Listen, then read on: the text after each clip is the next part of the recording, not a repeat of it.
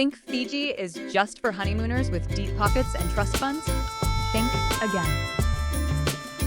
What if I told you that you could experience the same breathtaking azure waters, vibrant culture, and white sand beaches for less than the cost of a fancy weekend getaway at home?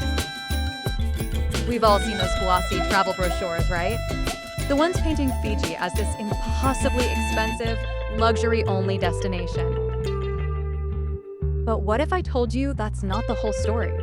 Today, we're ripping up that narrative and diving headfirst into the real Fiji, the one that's bursting with authentic experiences, friendly faces, and incredible adventures, all without requiring you to sell a kidney. Get ready to discover how to unlock paradise on a budget, and trust me, by the end of this, you'll be itching to book that flight, knowing exactly how to make every dollar stretch further than you ever imagined. For years, I believed the myth too. Every time a friend mentioned Fiji, it came with a sigh about the cost. But a few years ago, I decided to challenge that. I packed my smallest backpack, a healthy dose of curiosity, and a mission to find out if Fiji could truly be a budget traveler's dream. And let me tell you, it absolutely can. My journey started, like many do, on the main island of Viti Levu, landing at Nadi International Airport. The first thing that hits you is the heat, a warm, humid embrace that instantly tells you you're in the tropics. Then, the smiles. Everyone says "Bula!" It's infectious, and it's the first sign that this place is different. Now, straight off the plane, the easiest thing to do is hop into an expensive taxi, but that's where our budget adventure truly begins. Forget those costly fares. The moment you step outside the airport, look for the local buses. These aren't your typical tourist shuttles. They're open-sided, brightly painted, and they hum with the rhythm of daily Fijian life. I remember my first bus ride from Nadi Airport into town. It cost me maybe $2 Fijian, which is less than $1 US. Compare that to the $20 to $30 taxi ride. Sitting there with the warm breeze flowing through, watching families, students, and market vendors hop on and off, it wasn't just transport. It was an instant immersion into the local culture. You see kids in school uniforms, women carrying baskets of fresh produce, and everyone has a smile and a bula for you. It's loud, it's vibrant, and it's undeniably authentic. These local buses are your best friend for getting around Viti Levu, from Nadi to Lautoka, or down the Coral Coast. They might take a bit longer, but the savings and the experience are absolutely worth it. Once you've navigated Viti Levu, the next step is often island hopping. This is where people usually get stuck, picturing expensive catamaran tours. While there are pricier options, the key is to look for the local inter-island ferries. These are often used by Fijians to travel between islands for family visits or work, and they are significantly cheaper than the fast tourist boats. You might not find a sleek website for booking, but by asking at the local ports or even asking your guest house host, you can often find a ride on a supply boat or a slower ferry for a fraction of the price. The journey might be longer and the boat might be a little less glamorous, but that's part of the adventure, isn't it? You get to see the islands from a different perspective, often sharing space with locals and their cargo, which is an experience in itself. Sometimes, if you're feeling really adventurous and have time, some smaller guest houses on the outer islands might even arrange a private boat transfer for you, which, if you can split the cost with other travelers, can be surprisingly economical. Now, let's talk beaches. Everyone dreams of Fiji's pristine shores, but you don't need to pay resort prices to enjoy them. Those picture-perfect resort beaches are beautiful, sure, but they often come with restricted access or exorbitant day pass fees. Instead, seek out the public gems. My absolute favorite on Viti Levu is Natadola Beach. It's often touted as one of Fiji's best, and for good reason. Imagine soft white sand stretching for miles, clear turquoise water, and gentle waves perfect for swimming or bodyboarding. And guess what? It's completely free. You can catch a local bus there from Nadi, pack a picnic, and spend an entire day in paradise without spending a dime beyond your transport. Another fantastic, quieter option along the Coral Coast is Lomolomo Beach. It's less developed, meaning fewer crowds and a more tranquil vibe. The trick here, and this applies everywhere, is to talk to the locals. Ask them where they go to swim, where they go to relax. They'll always point you to the hidden spots that tourists often miss, and these are almost always free and offer a more authentic feel. Beyond just lounging on beaches, Fiji offers a treasure trove of free activities. Snorkeling, for example. You don't need to book an expensive boat tour to see incredible marine life. If you bring your own mask and snorkel, you can often walk straight into the water from many public beaches and be surrounded by colorful fish and coral. Some guest houses even offer free gear. Hiking is another winner. Viti Levu and some of the larger islands have stunning trails leading to waterfalls, panoramic viewpoints, and lush rainforests. Just make sure to check local conditions and respect any private land. Exploring local villages, respectfully and with permission, offers an unparalleled cultural exchange.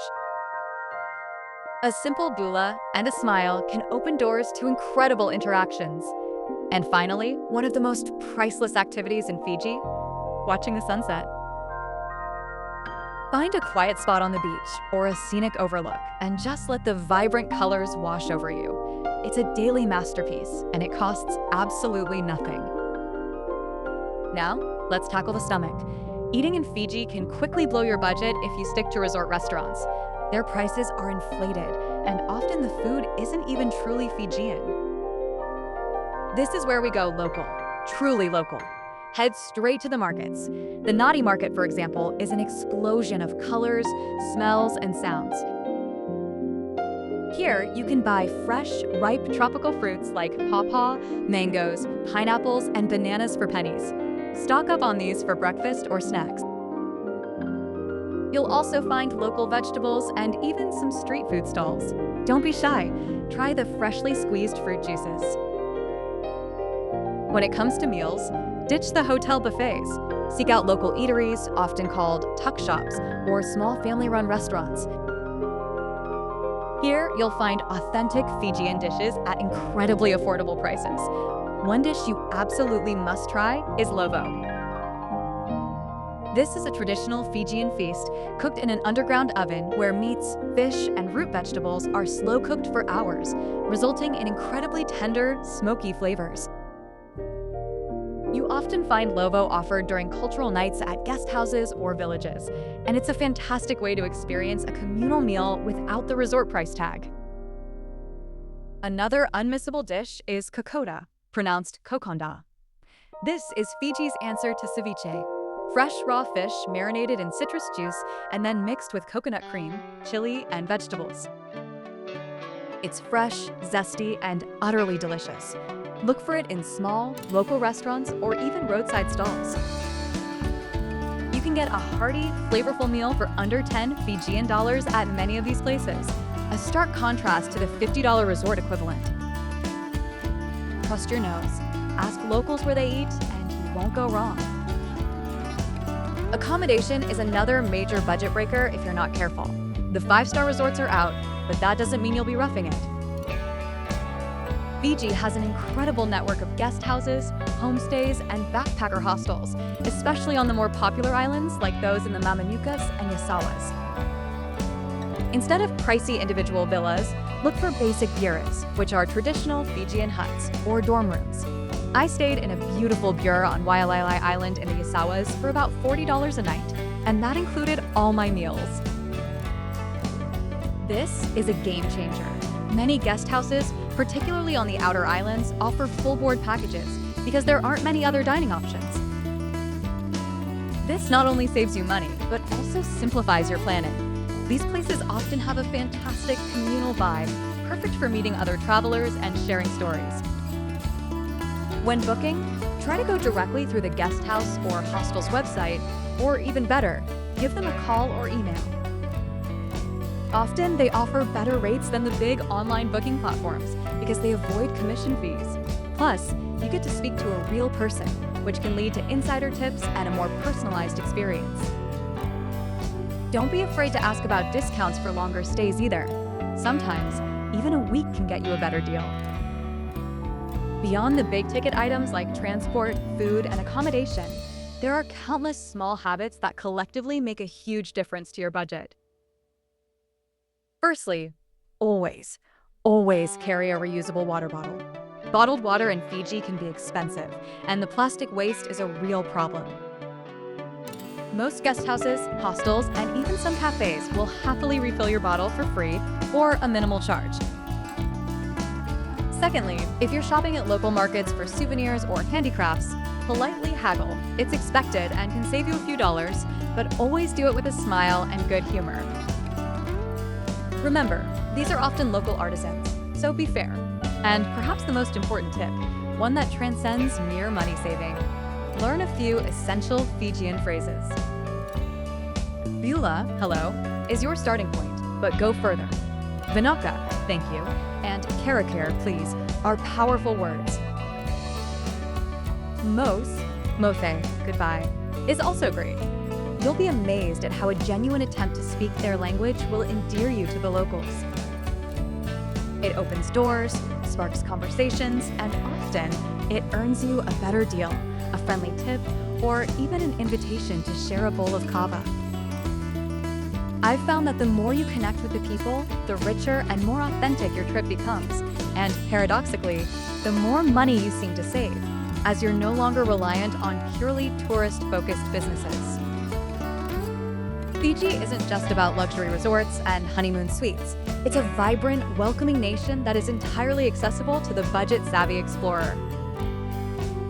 With a little planning, a lot of curiosity, and a willingness to step off the beaten path, you can experience the absolute best of Fiji without emptying your bank account. So, are you ready to redefine your idea of paradise? If you're already dreaming of those budget-friendly Fijian sunsets, make sure to check out our next video for a deeper dive into island-specific budget guides.